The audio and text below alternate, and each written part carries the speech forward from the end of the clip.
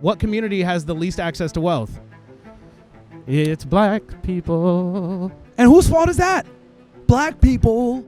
And if you're here with college-age students who are clearly going to know less about these topics than you when you do this for a living, you're kind of taking advantage of them, no? You sound like a black guy, more victimness. I'm assuming off of what you're saying, you probably voted for Kamala. Well, actually, I was a former Republican, and I regret being a Republican. Fantastic. But she lost, so it is Trump's America now. I don't care. Okay, well, she lost. I highly recommend you read a history book about the conflicts that have been going on. I highly recommend you read her book where she admitted that Myron Gaines and Andrew Tate hurt her ability to win the presidency. Yeah, because people like you are Page very 176. stupid.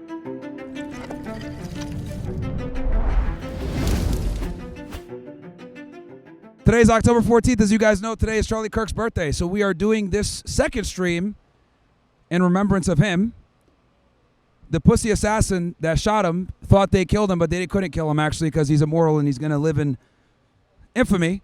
And at the end of the day, when you're a nobody, you get killed. When you're somebody, you get assassinated. And we know for a fact that Charlie got assassinated. So we're doing this here in his memory. We're going to continue to do this.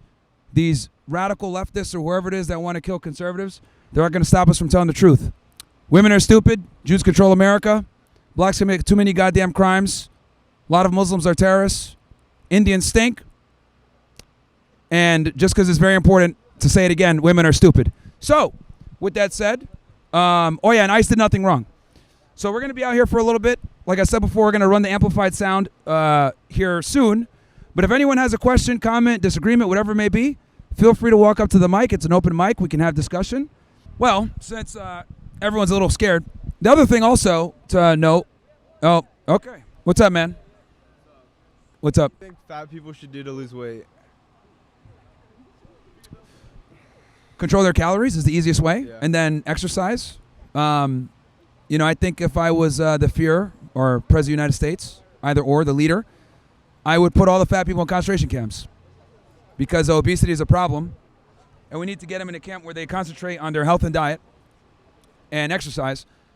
And, that's what I would do. Because I think obesity is actually one of the worst things that we have going on in the United States, and it leads to heart disease, which is the number one killer. What do you say to someone who doesn't want to lose weight? They don't think it's a problem to their health. To the camp you go. All right, good shit. Yeah, appreciate that. Yeah, I forgot to mention that. Fuck fat people. That's another thing I forgot to say. Obesity is completely unacceptable. I don't know how we don't make fun of fat people more. We need to bring back fat shaming. We need to bring back fat shaming and slut shaming. This country would instantly improve if the fat dudes lost weight and the women got back in the kitchen and weren't 304s. So, look, you get looking at me like I'm crazy. Ladies, you're welcome to walk up to the mic if you have a disagreement and change my mind. But those are the different positions that we have.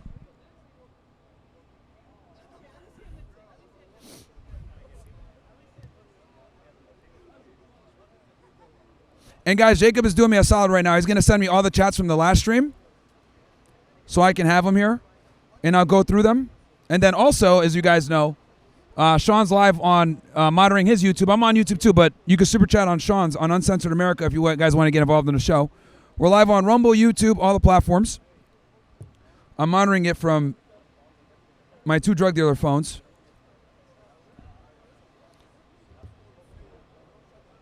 So, also, just so you guys know, we got a packed schedule this week. We're here at Penn State. We're going to go to... It looks like we got someone in the back that's terrified to come on the mic. He has something to say, but he doesn't want to come on. I will say this, though, about leftists and liberals. If you're a leftist, raise your hand. Okay, cool. Why is it that, and there's definitely more of you guys are just scared, I could see. Why is it that leftists are always scared to have conversations with conservatives? Have you guys noticed that? They'd rather just, call you a bigot or a Nazi or a racist, which might be true, but they don't want to actually debate your ideas, right? So I always find it interesting how liberals, and just so you guys know, we're live streaming, which means I can't clip you. This is all here. It's all in its totality. There is no clipping or clip farming or anything like that. So there's nothing to fear. No one can take you out of context or make you look crazy. The only person that can make themselves look crazy is yourself. But I find it interesting because earlier today, right, since the audience here is watching, if you guys remember Bandana Man that was here earlier, I guess he's like an Antifa guy or some shit. As they were setting up, he was giving them a lot of grief. He didn't even know who the speaker was going to be, and he already was having a problem as soon as he saw Uncensored America. And I get on the set, and I tell him, hey, come on and have a discussion. And he's just screaming from the side instead of coming on the mic. And I'm like, bro, if you want to have this discussion.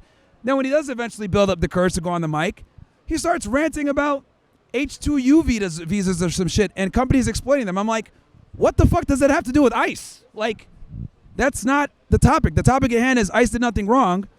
If you want to complain about migrant workers being abused, that's another issue. Okay, that has nothing to do with immigration in itself. That's more about exploitation via immigration. But again, you know, his feelings got the better of him and he decided to just spurg out. But yeah, if I said anything that offends you or you disagree with or whatever, feel free to come up to the mic. I will say this, when I was at USC, they were much braver. Penn State, like, what the hell's going on here, man? Hey, so is the premise ICE did nothing wrong? Obviously, it's a little bit of hyperbole, but for the most part, I think they're doing more good than bad. Okay, so how are you defining wrong? They're not breaking the law for the most part. They're not breaking the law? Yeah, they're enforcing immigration law. Not really. How are they not? What's going on? Where's the due process? Well, they are getting due process, but they're getting due process within an immigration court, which is an entire different process than a criminal No, they're court. not. They're being picked up at immigration courts. We've seen the video. We've seen the evidence. While they're doing the legal process, right, they're being picked up going through the legal actual process. So how are they doing nothing? How is ICE doing nothing wrong? They're stopping them from going through the actual legal process. So here's the thing. When they're getting picked up at these immigration courts, they have no status, okay? So the way we've been doing things for a while now has been aliens have been able to stay in the United States with no status and kind of pending things. But the reality is when you don't have status, you're still removable. So what they're doing is, especially in New York City, where it's a sanctuary city, and this has been going on for a very long time, they're picking up these people that don't have status. So as an illegal alien, their methodology of due process within the immigration courts is completely different to that of what you're familiar with of a criminal court. Sir, they're picking up people who one, do have a status. Two, No, they don't. That's why they're getting picked up. No, they're picking up people at their actual court hearings that they're known. Yes. Right? So either the immigration judge is ordering them removed, they don't have status, whatever it may be. But if they're getting picked up at the immigration court, that means probably more than likely what happened was the judge rendered that they don't have status to stay in the United States. Right, but they're going... Hence why they're getting arrested. These folks are going through the legal process, right? They're going through the process. There are folks that are actively either... They're on certain visas, they have certain green cards, whatever. Those are folks who are actually known, who are actually on set. ICE has picked up those people too. Why are they doing because that? they violated their visa to some degree. Is freedom of speech a violation of your visa? What was that? Is freedom of speech violation of your visa? I actually agree with you on that one, where what they did to Mahmoud Khalil and these other individuals who were protesting against they used anti-Semitism as the reason, even though it's bullshit. But I actually agree that they should not be picked up for political speech. So yeah, we can at least agree that... We can agree on that. What it is, right? Yeah. But what I'm saying is... Deporting students for political speech that are here legally on student visas is deplorable. Yeah, 100%. So we both agree with that. Yeah. But my friend... what I'm saying is that what they are doing is arresting American citizens in the night. They're arresting people. And can you just speak up so everybody can hear you too? So that they're arresting American citizens in the night. They're arresting, and they might be just detaining them and holding them. Yeah. But still, like, they're arresting American citizens and their children. One. Two, they're picking up people who are going to their actual, like, okay, I need to go through the process of going through the legalization process. So they're picking up people while they're actually trying to do that. And the Supreme Court just ruled that they're able to profile brothers and sisters that look just like me and you. Why is that okay? Okay, so the first thing where you're saying that they're picking up American citizens, the reality is if they're picking up American citizens and they're actually staying detained and getting arrested, more than likely they committed an immigration crime. So whether it's harboring illegal aliens, transporting illegal aliens, aiding and abetting, these are all federal crimes. Chicago. Well, whether or not it's a federal crime, what is illegal? What is illegal immigration first offense defined under? What is it defined as? Okay, what, illegal entry? Illegal entry. What is it defined as? Yeah, that's 8 U.S.C. 325. It's a what though? It's a misdemeanor, correct? No, it's not. It's a crime. Here's the thing.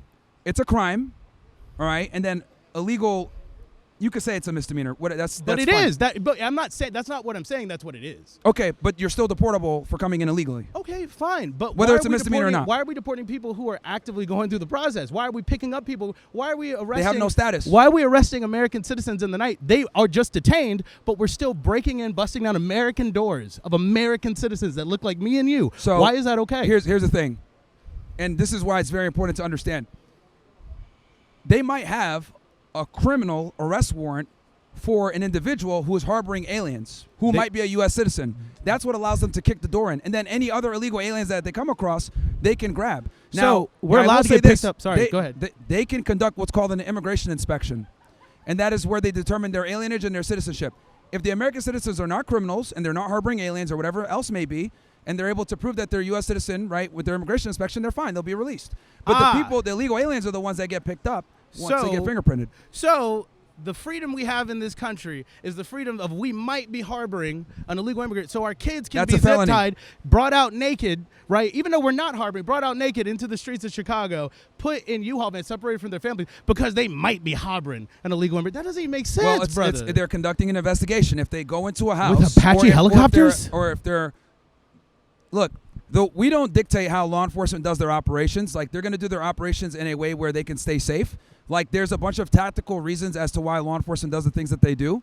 So, yeah, and So go wait. ahead. You're telling me they have to use an Apache helicopter on a building where the majority of the people staying in this apartment building are in fact American citizens to keep us safe? How many people do they have to? How many Americans do they have to round up and zip tie? And how many children got to round up to keep us safe? Well, again, Chicago has a very bad crime problem. One of the worst cities in the United States. Memphis is the worst. Okay, that's why I said one of. Okay, Memphis, Detroit, Chicago, all these blue cities have problems. So the reality is, them running an Apache helicopter and rappelling in or whatever, that's tactics. That's a whole other thing. Like, some people might look at it like, oh, that's aggressive. That's, we don't need all that. Well, the reality is, the more aggressive you come in as law enforcement, the less likely they're going to resist where a use of force incident actually occurs. This is why law enforcement employs overwhelming force in the beginning to deter individuals for trying to retaliate, and it actually makes everyone else safer. They're threatening ISIS, threatening and using pepper spray, tear gas on what is it called? On ambulance vehicles, right? On vehicles that are trying to administer aid to protesters. ISIS doing that.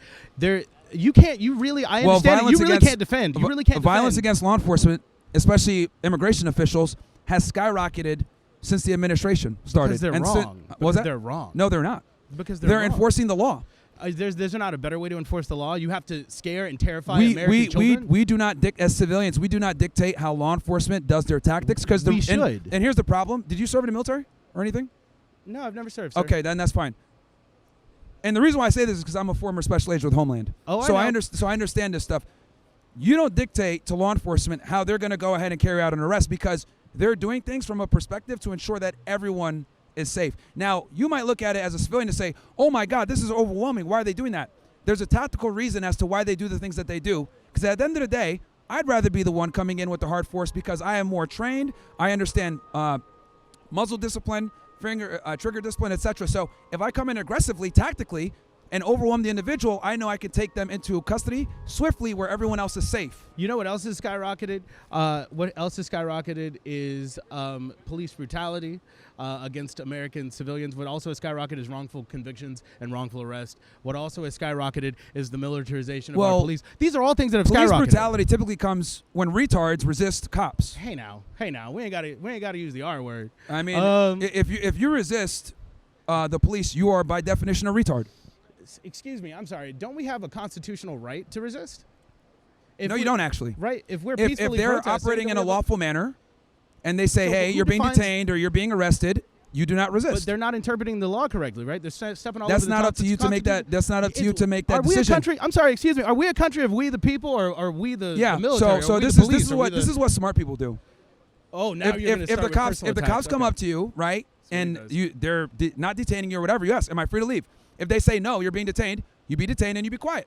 If they arrest you, you go to jail. You call your lawyer. The less you say, the better. The less you resist, you better. And then you fight it out in court.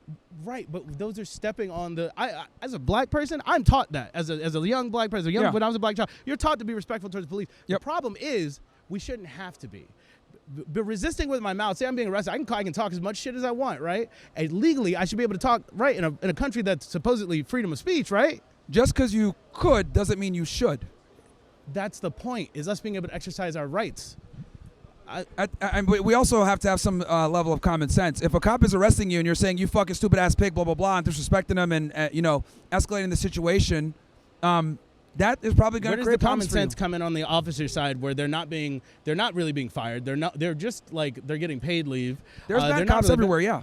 Right, But the right. reality is that's a fraction. Most cops are good people, law-abiding citizens. I can't tell. And honestly, if you show them respect, they're going to show you respect. But the problem is, especially in the black community, is Oh, they here have we a go. victim mindset. They have a victim narrative. All the cops are against them. Systemic racism, blah, blah, blah.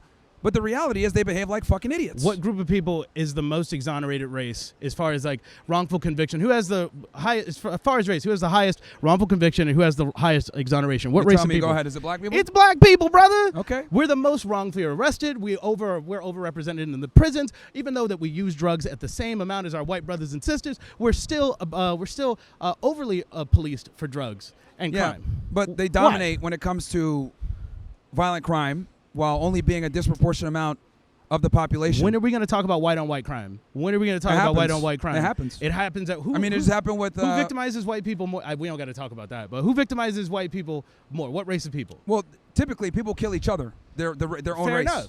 Their own Yes, race. you're right. But the reality is, as a white person, you're about 11 times more likely to be killed by a black person than the other way around. That's not true. You're That more is likely. absolutely You're true. more likely to be That is killed. absolutely true. You're more likely to be killed, right? You're more likely to be killed By your own some race. by some of your own race. You're more likely if you are the daughter of a white man or a white person, more likely to be abused. You're more likely to Sure. be stolen from a white person. And we Sure. know that there's a shit ton of police bias because we have a ton of statistics to show that there's a ton of police bias against the African American community. And to sit here and say, "Oh, we have a victim mindset," it completely They do. erases. It completely erases. Did they not put crack in black neighborhoods? Did they not put cocaine and crack in black neighborhoods? Okay. We do have to. I mean, are all black people stupid? I don't know. Okay. Are all, do they, are all do white they have, people do, stupid? do they have agency? Okay. Okay. So if they have agency and they're not stupid, then if they put crack into neighborhoods, don't sell it. Okay. You know that's not the way that works. That's not. You know. Don't That's not sell the way it. That, you know that is not. Don't the way sell that, it. It was. So what? So I have a question for you. 'Cause What here's the thing, responsibility does the United States government Yep. have for what they did? What responsibility does the United States government have for what happened with the crack epidemic? And we both agree that happened. That What, about the crack? Our neighborhoods were flooded with crack by our government. We both agree that. Yeah, to a degree. Yeah. I mean, but like, But look, that but here's the thing, man. Like, the government does a lot of stupid shit. Don't take the bait. But we got to look at black people. Oh, they're being victims. We're not going to talk about the victimizers. We're just going to talk about the victims. Come on, brother. No, Come man. on, Here's the thing. If you want to be treated like an equal and you want to be taken seriously and you want agency, then you must be able to deal with the consequences of your freedoms. And no one puts a gun in your head and says, sell crack, bro. Nobody goes out and tells you, sell that brick, get that cocaine.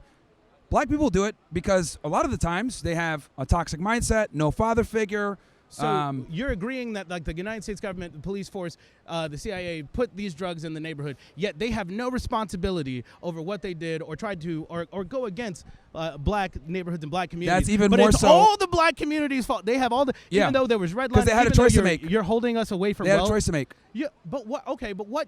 The government had a If- choice if- too. okay. Where is the If you buy a gun and the gun shop sells the gun to you, and you use gun to kill someone, is it the gun shop's fault for selling you the gun? No, we're you not have a talking choice about to guns. make. We're talking about human beings. We're talking about communities. We're talking about Yeah. real lives, right? We're not talking about guns. We're talking about real. called- We're not talking about like this called very being- weird analog thing. We're it's talking called about the having fact. choice. We're talking about the fact that there was redlining. We're talking about the fact that black people have been kept from wealth forever. We're talking about the fact that we have been over-policed, right? And you just admitted and you agree with the fact that they put drugs in our mother-loving neighborhoods. But the government, these organizations, they have no responsibility. It's all on the communities that they affected, that they victimized, that they destroyed for years and years with legislation, with money. Here's the with reality. power, with Okay. drugs. There is no doubt that the United States was built upon racism, and there was racism in the past Thank and you. all the other Thank you. horrible things, right? I'm acknowledging that. However, in 2025, racism is no longer a valid excuse to be an idiot or to be poor or to be fat or to be a The government loser. just said it was a valid excuse for ICE to stop people. But profiling, Yeah. which is a racist practice. Yes, sir, or no, sir? I mean, here's the thing. It's not just profiling. A lot of times it's what neighborhood are they in, who are they hanging with, what are they doing. You know what I mean? It's called I call it active policing. So I'd like to summarize. Yeah. So black people are only responsible for all the I shit don't know that how the we got government. to black people from immigration. But you indulged the conversation. But I'll go back to immigration. Let's Sure. So these communities that have been racially profiled by our government now is in control of another government agency that is profiling people of color, coming into neighborhoods, busting open the doors of American citizens who may or may not be hiding anyone. That's what's happening. And you're saying they did nothing wrong. To summarize, thank you guys very much. No, that's not crazy. it at all. It's they broke the immigration law and they're getting arrested for being here illegally and they don't have status. That's why they're getting picked up at the Why immigration are kids courts. being put in zip ties? Why are American children being put in zip ties? Give me a good reason. Give me a good reason. Here's again. Kids can get guns. We don't know what's going on. We don't know. Here's the thing. There's a photo of a toddler again, in a zip tie. again, That toddler got a gun in the diaper. law enforcement when they go into these houses, right? Again, and this is the problem when I talk with like people that aren't trained tactically. When you're That's going a great into way to subjugate my argument. yeah, by the no, way. because the problem here is that you don't like the methodology of how they're conducting things. But what I'm trying to explain to you is there's certain tactical procedures that you put into place where you know you're not going to hurt those individuals if they're all restrained and detained to a degree. And you're going to go ahead and detain everybody until you figure out what's going on, what you got. Then you can release them after. Who funds our law enforcement? The government. The government Sorry, is paid the by government and the government is funded by us. yeah, the taxpayers. So Yeah. when you say things like And the taxpayers voted for this. when you say we my voted God. for mass Let's deportations. not talk about the fact that like 15 We voted million for Trump. Democrats, He 15 won. million Democrats did The not- American public wants the Did mass you vote for Trump? deportations. Did you vote for Trump? Fuck yeah, I voted for Trump. Why did you vote for Trump, my brother? Oh man. To send these people back, to make sure we don't have a female president. And Oh man. I don't All like right. what he's doing with Israel. Oh. That's probably one of my grievances. But we can't have a female president. Thank you very much for your time. I learned nothing. Thank you. Well, the reality is that your worldview is wrong. Okay? There you go.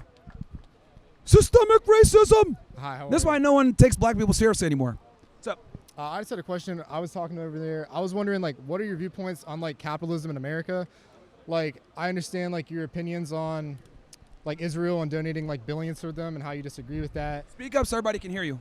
So like my question is if you're like truly like for America, how do you feel about the idea of socialism being implemented into the U.S.? So that's a good question. Now, when it comes to capitalism, I like it, but every single, economic practice is going to have plus and negatives. Right. One of the negatives is when it comes to, for example, healthcare, right? Capitalism and healthcare kind of sucks because when you have a for-profit industry that is supposed to be taking care of people, what ends up happening is the pharmaceutical companies are more concerned with keeping you on the drugs versus actually helping you because they make more money by doing so.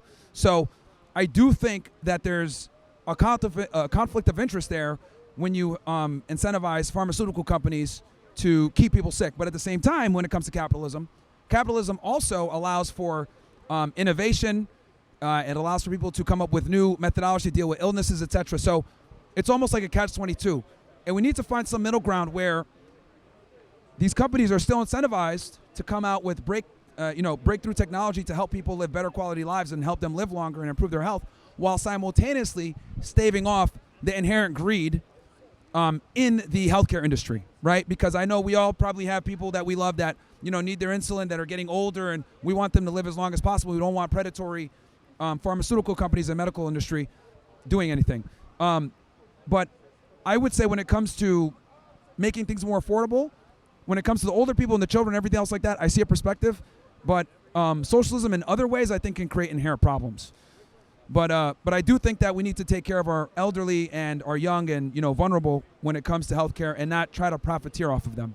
Right, and I'd agree. I think just the issue is like, do you think we live in kind of society of like our culture is like U.S. culture is more greedy than other states or countries? 100%. I mean, the reality is the reason why this country is so great is because of our capitalism. This is why so many people come here, even from other first world countries, because they simply don't have the financial opportunities that they have in those countries due to this socialist problem that we're discussing. So it's kind of one of the things that sucks where you want to be able to be capitalistic and be able to make as much money as possible, but at the same time you do have a moral obligation to take care of your old and your young and your vulnerable. So we have to find a middle ground where we can still push innovation while simultaneously taking care of people in the United States. And I don't think anybody should ever be dying when we have medicine and technology to save people, right? So we just got to be able to figure this out and get to some middle ground. That's all my questions. No worries, Thank man. you. Good question. All right.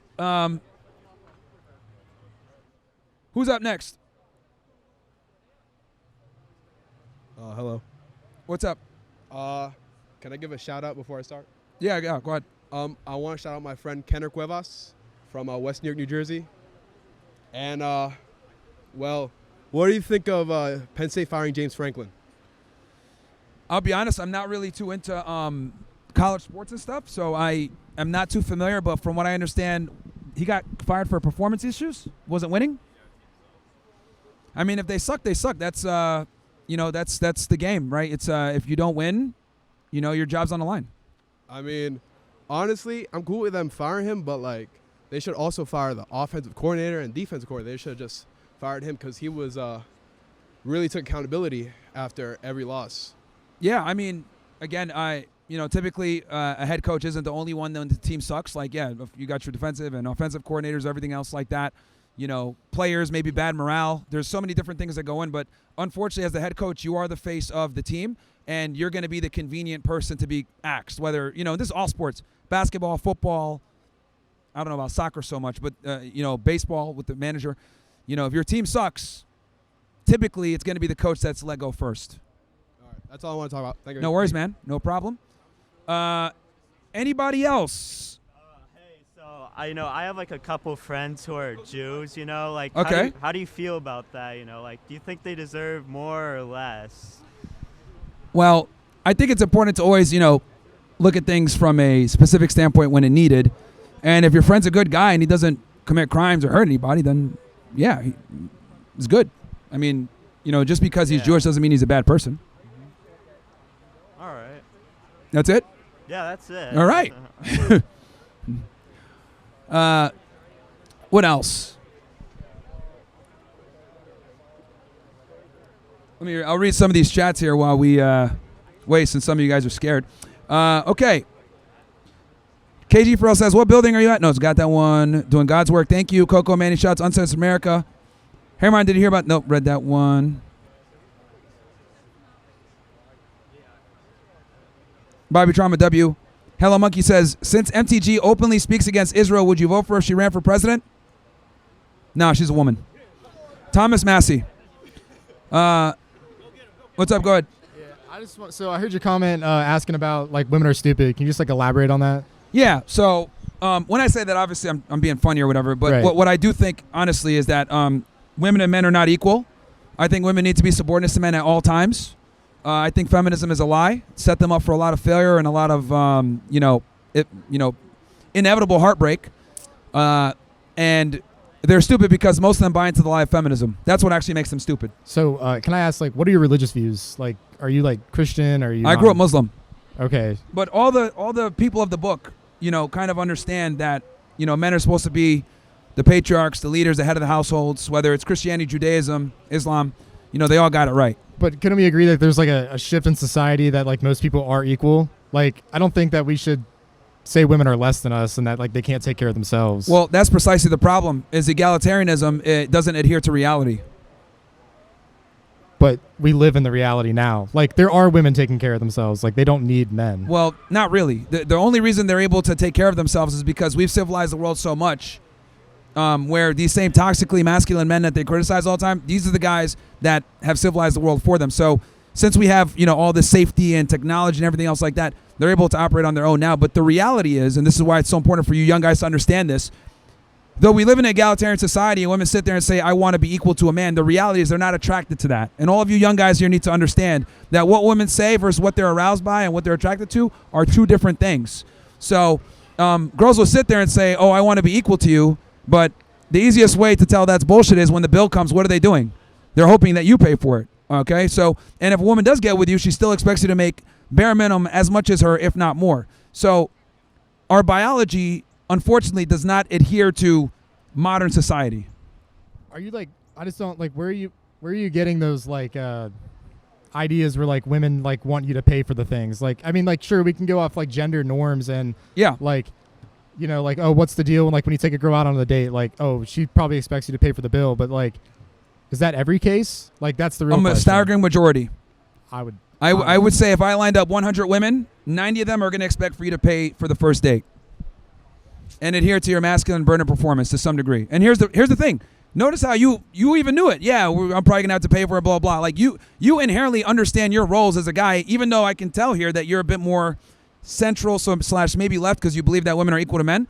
Even you as a guy that's centered or maybe leftist a little bit, you even understand that there's a burden of performance on you to pay for the date. But here's the difference. Women don't feel like they have to do anything for your affection. Most women feel as though I'm equal to you, but I still want to be treated like a lady. So in other words, they can pick and choose when they want to be a lady when it's advantageous to them. And this is where a lot of guys fuck up because you guys sit there, take her on the fucking date, pay for the date, treat her like a lady, but she's a fucking slut. And then you wonder why. Oh, fuck, what's going on here? This sucks. And this comes from guys not understanding the inherent differences between men and women. So they can pick and choose when they want to be a lady, but you have to always be a man, and that's the issue here. And that's fine. If a woman wants to be an egalitarian, all this other bullshit, fine. Find a girl that wants to submit to you as a guy. Because sluts are terrible people, by the way. If you guys, I'm sure many of you guys here might have dated one or been with a girl that was promiscuous. They're fucking terrible people, man. They'll ruin your life.